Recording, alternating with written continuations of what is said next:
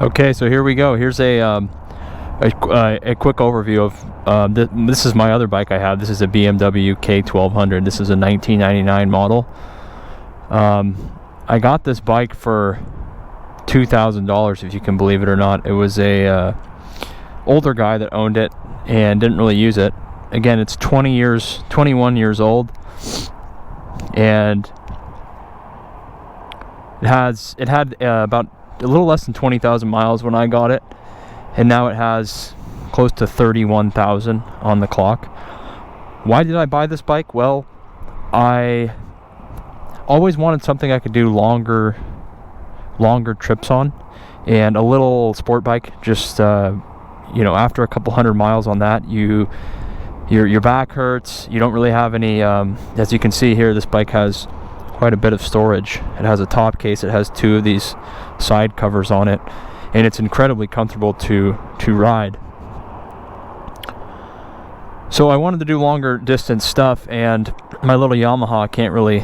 I mean, yes, I could do it, but it would hurt, and it wouldn't be very enjoyable. Whereas this thing, you can knock down 500-600 mile days, day after day after day, without really feeling anything. Fully adjustable windscreen, so this thing's actually power. It'll come up. It does have hand grips on it, although these ones don't work. I don't know if it's a fuse or if it's actually something. I did check the fuse for it, and the fuse seemed fine, so it might be something beyond that. It's okay though. I don't really need hand grips. I don't really ride when it's overly cold. I'm not an all-year rider, although I do ride a little bit in the rain, but not when it's freezing or in the 30s. Anything above 40, I typically will go out and try to ride a little bit. The downside to this bike is the maintenance. Changing the oil is not hard. You don't have to remove any of the fairings. Changing the final drive is very easy. It's all right. It's this bolt right here, and this is the drain plug. That takes 5 minutes to do. It's shaft drive, so you don't really have to do anything besides just change the oil on it. Let's see. The transmission oil was a little bit of a hard job to do. It's not a very accessible bolt. It's under there, and it drained all over my garage. I had a pan for it, but it missed the pan and went all over it's a weird angle, so you have to get kind of a funnel in there to have it drain. But it's an interesting bike, right? I mean, this top case has a ton of space. I don't have anything in here right now, but I can fit basically my helmet, a full jacket, some food. I have a flashlight in here, the manual, sunscreen, gloves, some pills.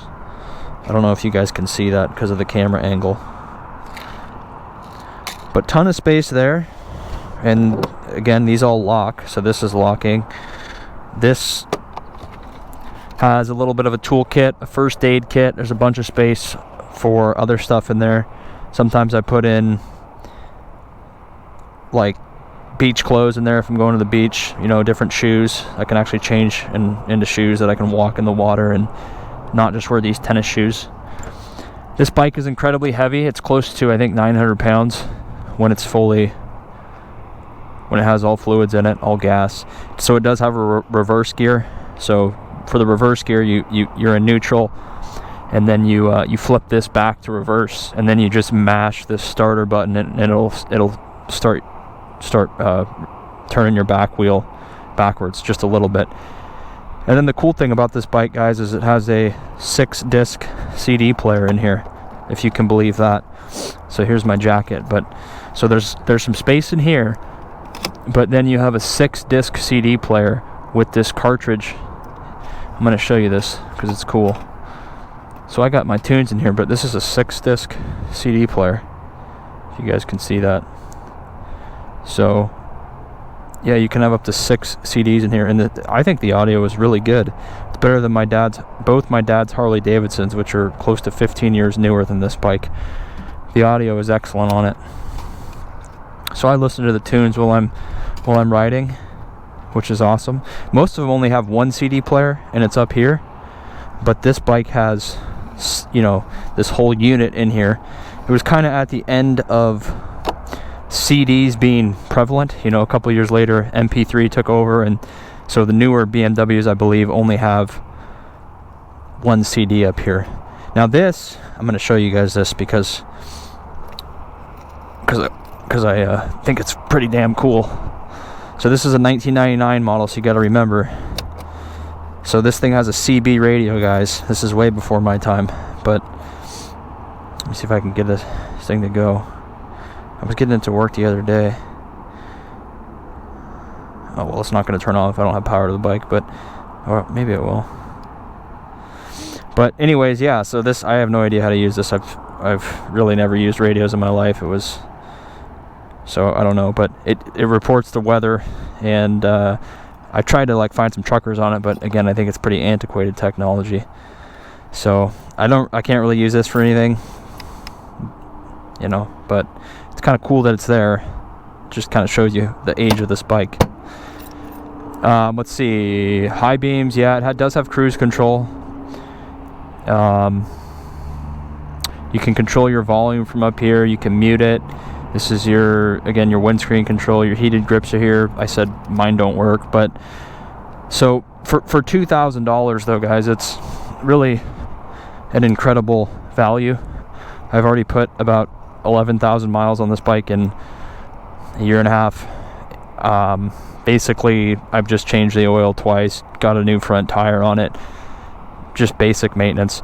These little side shrouds broke off, but that's no big deal. The bike tipped over once the day I got it at the gas station. I guess I didn't have the kickstand out all the way, and they're kind of meant to be tipped over.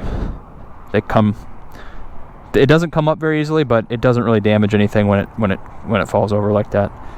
So that's my review. I'll try to make a couple videos me riding around on it, but you know, for $2,000, I love it, and it's great to jump back to this bike, you know, to the Yamaha. I think we're doing about 450 miles tomorrow on a little trip throughout Washington, so that'll be really fun on this bike, and it won't hurt at all. So it's a very comfortable ride, and you know, 250 miles to the tank roughly, so barely have to stop for gas.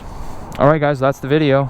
Like, comment, subscribe. Let me know if you have one of these. If you don't, you know, for $2,000 to $3,000, you can get yourself a really nice bike similar to this one. All right, guys, have a good day, be safe, and get out there and ride. Bye bye.